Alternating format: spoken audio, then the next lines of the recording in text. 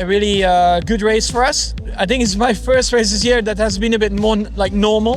This first step today only give us more energy and more beliefs that we have all the right people, all the right technology, all the right infrastructure. Fastest in practice, fastest in Q1, fastest in Q2, won the opening race and won the feature race. Alisha, take a bow. So good. The progress we've made over the weekend only puts us in good stead going forward. Welcome back to the Talking Ball podcast, powered by Arbitrade. My name is Tomo McCluskey, and as always, although he's not in some exotic location for once, Calum Nicholas, where are you today, mate? I am back in my humble office here in Northampton, mate. It is a very different scene to the one I was in Miami. That was a decent quality stream in the stadium as well, but back to earth with a bang. Although Canada as a venue, I've got to say, I was lucky to go as a fan in 2022. I mean, for me, the Circuit Gilles Villeneuve and Montreal as a city just generally has a bit of everything. For me, it's like, if I had to recommend any Grand Prix to go to, boots on the ground and visit, that's my number one, honestly. Yeah, for sure. It's a bit of a paddock favourite, to be honest. Good food, you can go out and see a good show. You've got things like Cirque du Soleil there, live music, all the things you kind of want for your race week. So yeah, it's definitely always been one of my faves as well, and generally a favourite among the paddock. And of course, first time this year as a sprint weekend, which again, as a fan, I think you get more value for money there. However, from the crew on the ground, sprint weekends, like typically, is that one you go into with a bit more dread, knowing that things are a bit more in terms of quick turnarounds and that? Yeah, I think so. I think it's the kind of thing, especially when you haven't done a sprint at that circuit, you know, with the schedule and whatever. I think it's one of those that kind of tests you operationally. You know, how do you adapt to the change in schedule? Because one of the things that makes Formula One pit crews sort of so good at what they do is routine. So any change to that routine is a bit of a test for them. All in all, the sprint schedule, it's hard to say. I kind of feel like sometimes it can like lower your workload, but that depends how your race weekend's going. You know, like if everything's going smoothly, because the car goes into that extra period of parc ferme, it can kind of lower your workload a little bit. But obviously with just the one practice session, there's a lot more room to get it wrong.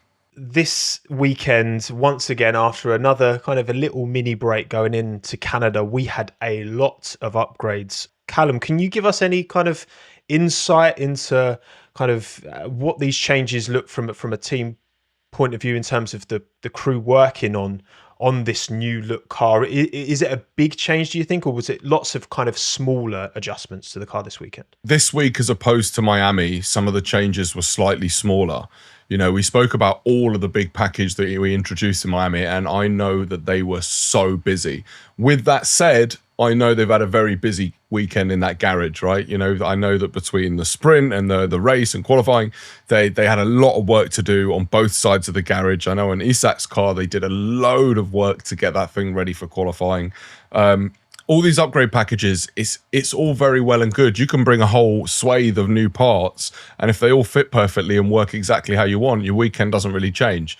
You know, it's just dependent on how well they go when you're trying to install them and when you're running them. So I know there was a lot of work done. It's one of those things, again, like I said, Canada, and you know what, the next race as well in Monaco, these are a couple that can really, really test you operationally. Monaco is such an outlier in terms of track characteristics. It's hard to get a read on the upgrades, whereas the Circuit Gilles Villeneuve is a much more, it's a proper track. I love this circuit, and actually in qualifying, both sprint and normal qualifying, the boys were, you know, about half a second off the pace, but also Isack within a tenth of Max. As much as, you know, I don't think qualifying went exceptionally well to plan, but given, you know, Mercedes have bought upgrades this weekend and of course have taken a step as well, I thought actually we were pretty good. I think we could be pretty happy with our gap, at least over a single lap, because of course race pace is another thing entirely, but it seems to be another step in the right direction. Yeah, I thought so. I mean, you know, the weekend probably didn't start off that well. I know Max wasn't particularly happy after the sprint quali and even the sprint race, but I think, you know, going into quali, to say that we came out of that where we did, and what was Max, a 3 and a bit tenths off? You know, I actually think that was a pretty good result and it looked pretty well. And then, you know, in the race today, there was some moments of pace. Okay, we finally lost out to Lewis in the end, but the car seemed a lot more drivable than where we started the weekend. Before we get into the race review, we'll go to the drivers and Laurent, who's got a few words for us as well this weekend. A really good race for us. I think it's my first race this year that has been a bit more like normal and a bit more straightforward. So happy with that. I think we were a little bit more competitive on the soft. So we have to understand a little bit what went wrong on the medium, but still for us, to get that podium is a great result for the whole team.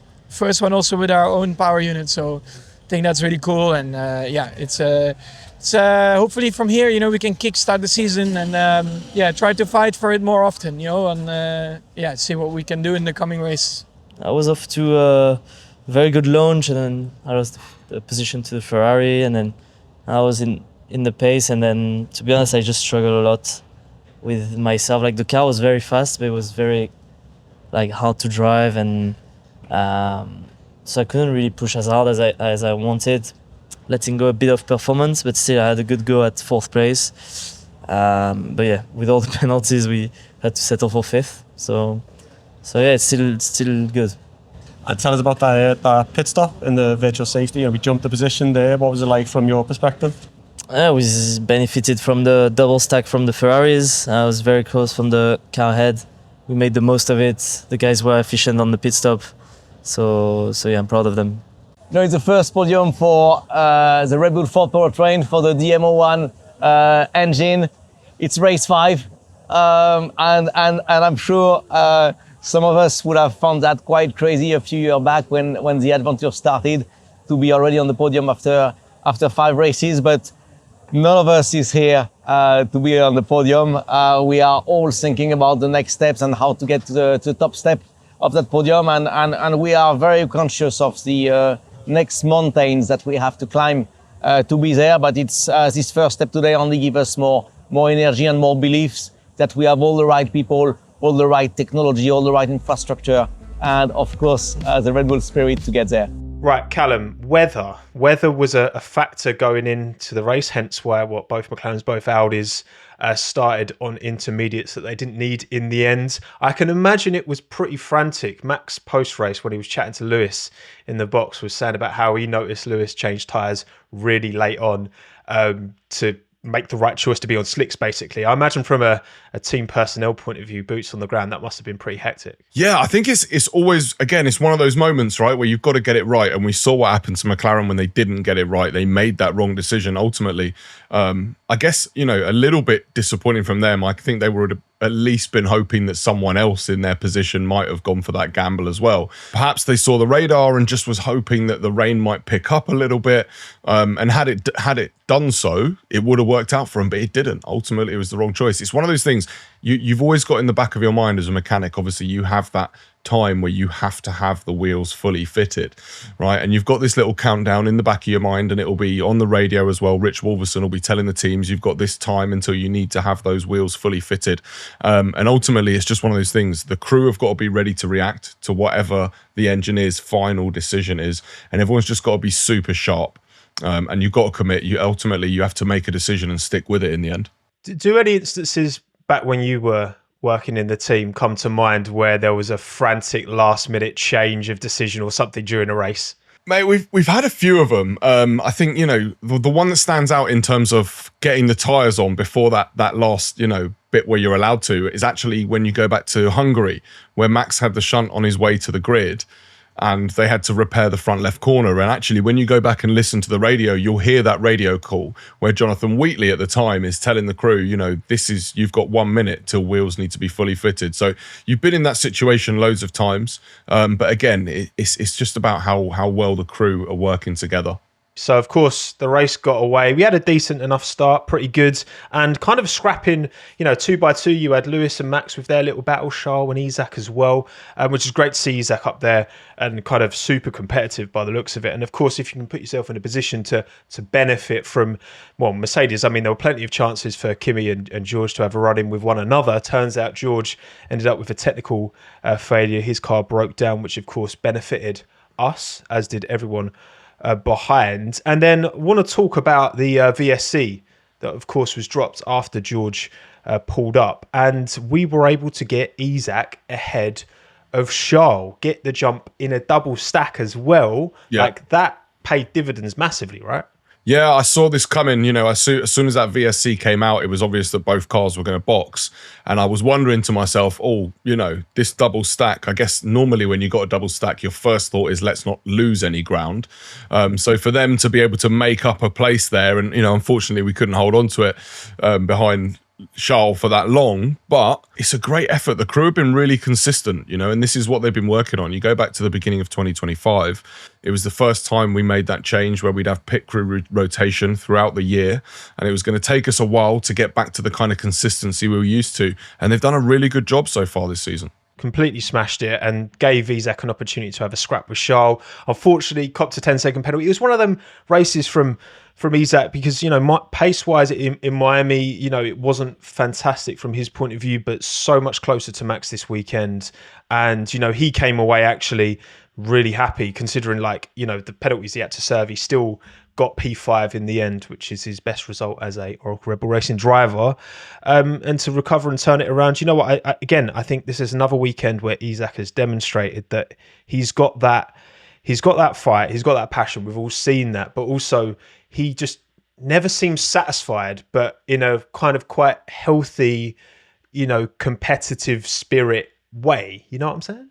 Yeah, I hear you. Again, we've said it before, haven't we? He holds himself to a very, very high standard. And like you say, for his race, again, it seemed like he was comfortable with the car. He managed to manage the pace for the time, you know, he lost time to penalties. I've got to be honest, I think the first one, whilst I can sort of understand why the stewards made their decision, I do think it was a little bit harsh.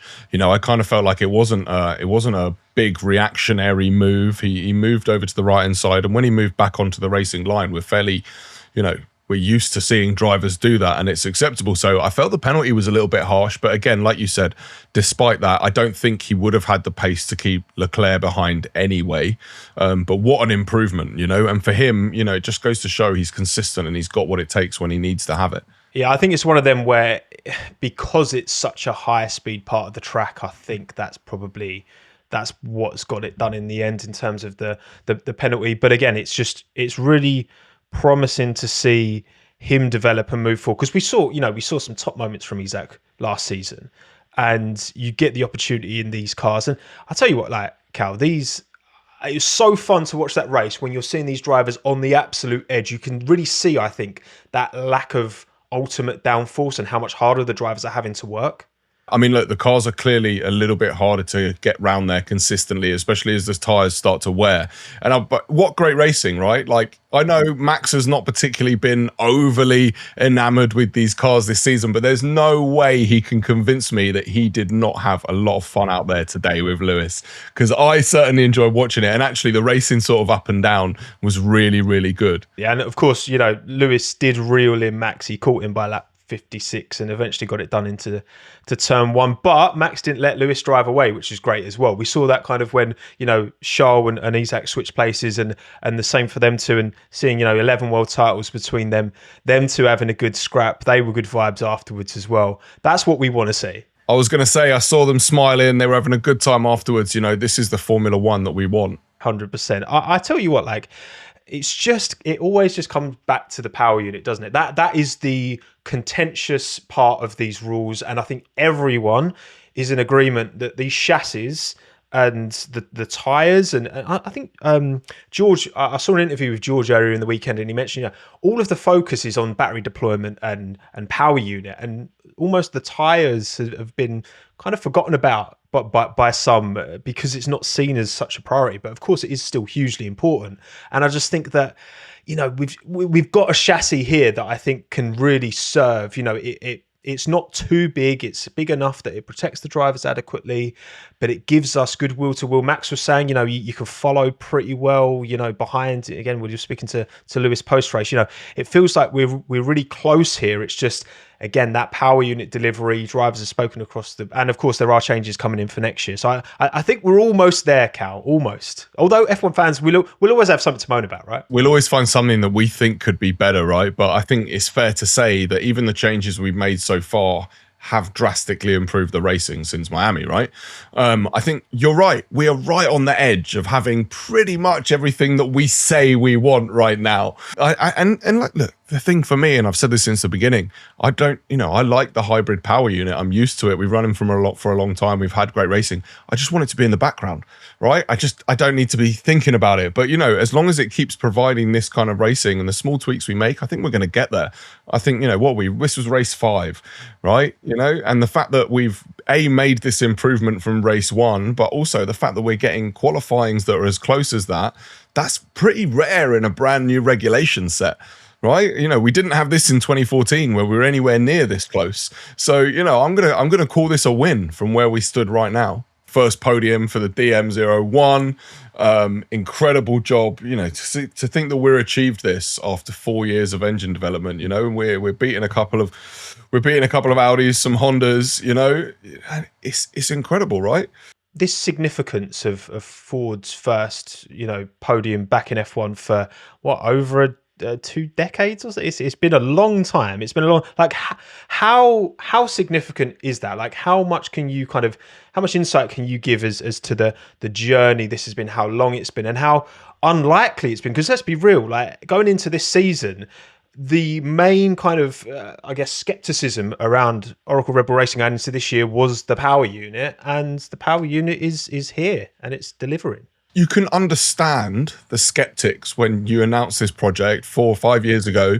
You can understand when people say, "What this company is a as a privateer team are going to go up against giants in car manufacturing." You can understand why there were skeptics, but you know what? To have watched this project from day one of its inception across the road, I was over on the chassis side and I was watching this slowly grow. And, there were points at the beginning where, some of the first drawings of this engine were done by people sat in porter cabins because there were no buildings built yet. It was still a car park, right? And so to get from there to where we are here and our first podium in our 5th race with this engine is absolutely amazing, right? And there were some times where we thought, oh no, they're going to spend all our money and are we going to get this done? And then I remember thinking to myself, at the end of last season, I was talking to people in powertrains. We were doing some content where we were talking about the project, and there was just this quiet confidence in the work that they'd done, and it was quite telling.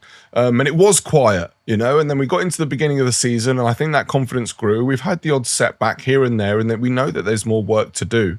But, I don't think it can be understated, what an effort to be here 4 years into an engine project and beating some seasoned manufacturers out there. Absolutely amazing.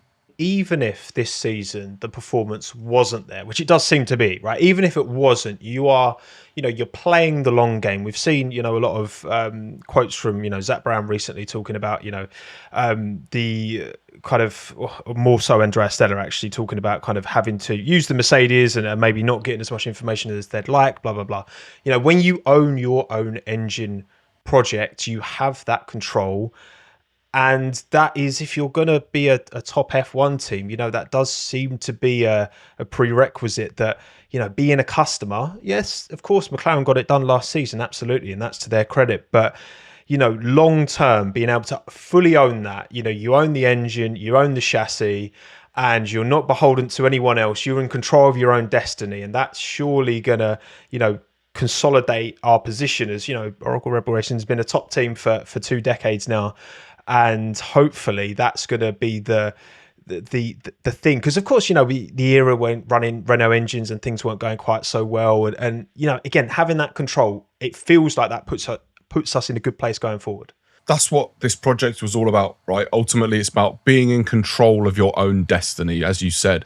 And look, it's what we've achieved over the last 20 years to have won 8 drivers' championships, 6 constructors as a customer team is incredible. But to secure the long-term future and know where you're headed, we've seen engine manufacturers say, oh, well, I've just had enough, or engine manufacturers not being able to deliver what you want, or not being able to contribute to the development and progress. So this was always a project about being in control of our own destiny. But so regardless of you saying, oh, well, you could have cut yourself some slack this year, and you could have cut yourself some slack this year if you hadn't quite got it right. But that was never the goal. The goal was to go and achieve something and win. And the fact that they've done this good a job, you know, I said at the beginning of the year, before the first race, I wouldn't be surprised if we could find ourselves a race win. And whilst there's been some moments, you know, where I'll be like, oh, are we on the right track to finding that before the end of the season? Yeah, after this result, I think that we're on that right path. And like you say, there's more work to do. And I know Laurent said about there being more work to do. And just because you've got this great result, it doesn't mean you stop for a moment. But look, I think we're on an incredible trajectory with this car. So yeah, really happy to see it.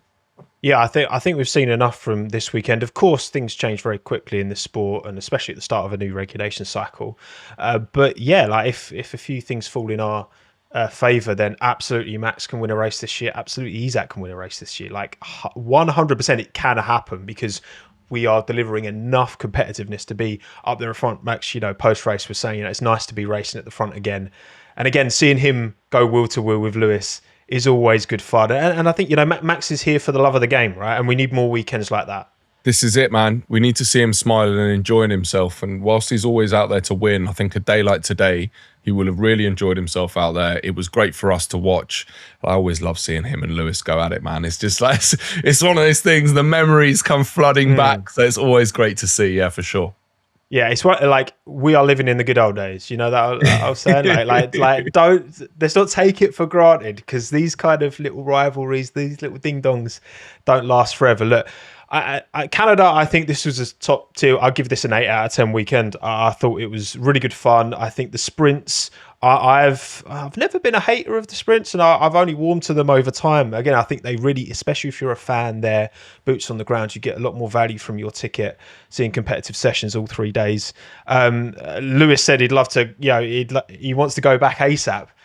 Just run it, because we just run it back, you know, the gap between Canada and Monaco, just do a Canada 2. I'd love that. I'm heading out to Monaco, so I'm looking forward to it anyway. But yeah, like I said, you know, I think 2 races since the break that we went on before Miami, and both of them have been absolutely cracking to watch, both from a strategy point of view and some of the on-track battles. Excellent. Love it. And also, in terms of success, can we please talk about Alisha Palmowski, who is on absolute fire? Right, hang on a second, Cal. Let me just go through this, right? Fastest in practice, fastest in Q1, fastest in Q2, won the opening race, and won the feature race. Alisha, take a bow. So good. Absolutely, man. She was not playing about at all this weekend. And you know what? I'm not surprised. I bumped into her in the factory a little while after China. And, you know, she'd actually put in a really good performance in China, but got a little bit unlucky. And I was talking to her about it, and I could see again, she had this confidence. She was ready to get going again and get stuck in, and honestly did absolutely everything right all weekend. And that's exactly the kind of performance you need in F1 Academy. You know, she's really putting her skills on display. That extends her championship lead to 25 points. She's got 78 on the board in total. 2 weekends in, a long season still to go, but it's boding well so far. So congratulations, Alisha, for a fantastic performance this weekend. Yeah, I mean, look, Cal, let's briefly look ahead to Monaco. Like, what do you expect from... I've not looked at the weather report. I mean, we're too far out to really get a decent look. It can be a bit crazy at Monaco, but Monaco's always a good vibe, right? Especially when you're there in person, I'm sure, on a lovely yacht, right? Surely, come on. I'm going to be honest. It's a tale of 2 cities, right? I'm going to be honest with you, right? So this year, very much looking forward to Monaco. I'm going to be out there living my best life, talking to people about the race, enjoying myself, might get a few glasses of champagne in. I've got to be honest, as a mechanic, Monaco is one of the toughest races of the season. Everyone thinks of Monaco and thinks, oh, well, the race all happens on Saturday, this, that, and the other. On a Sunday, it just feels like anything can go wrong, but there's very little you can do to make things go right. It just feels like one of those things where there's every opportunity to screw it up. It's one of the toughest races operationally. You've got no space, but all the same equipment. You have to store stuff down in the harbour. It's just really difficult. It's loud, it's hot, the garages are small, and it's just chaos. Any final thoughts from this weekend's Canadian Grand Prix, Calum? Look, I think the one for me, the takeaway from me from a team perspective is it's been a good week of progress. right? I think we saw the upgrades we brought in Miami and they showed promise. I think this has been a great weekend for putting them into practice. And whilst it hasn't been smooth sailing the whole time, the progress we've made over the weekend only puts us in good stead going forward. Now, as we said, Monaco's a little bit of an outlier in the type of track it is. So we'll just have to see how we can make the car perform around there. But I head into the rest of the season optimistic. Yeah, I think relatively, again, it's always a relative game. Everyone's bringing upgrades. Everyone's trying to move forward. But it does feel like we are proportionally moving in the right direction as well, having a proper scrap with the Ferraris. There's been some weekends where that would have been a lovely thing to have, and we've been far from it. So, yeah, all in all, pretty good.